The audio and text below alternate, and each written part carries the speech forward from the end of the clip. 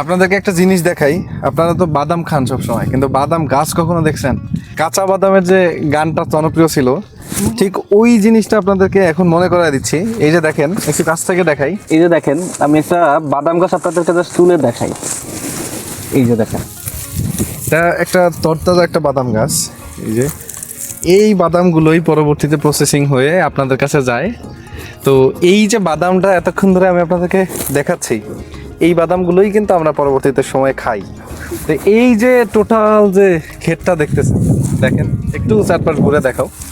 এই আমার আশেপাশে চারপাশে পুরোটা জায়গা জুড়ে যে গাছগুলো আছে, এইগুলোই কিন্তু পুরোপুরি একটা বাগান ক্ষেত আপনি বলতে পারেন।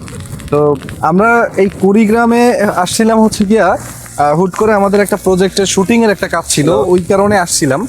তা আসার পরে আমি যে জিনিসটা ফিল করলাম যে এইখানে এত এত জিনিস এই চরের মধ্যে চাষ হচ্ছে, যে জিনিসগুলো আসলে খাওয়ার মতো মানুষ নাই।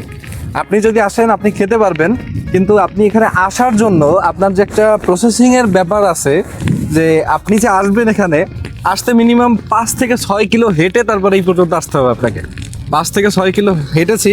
আপনি আমার শরীরের অবস্থা দেখলেই বুঝবেন যে আমার কী অবস্থা। দেখেন, তারপরে আপনাদেরকে এই বাদাম গাছটা আমি দেখাতে পারলাম। ঠিক আছে, তো আবার পরবর্তীতে অন্য কিছু পেলে, নতুন কিছু পেলে আপনাদেরকে দেখাবো। ভালো থাকেন সে পর্যন্ত।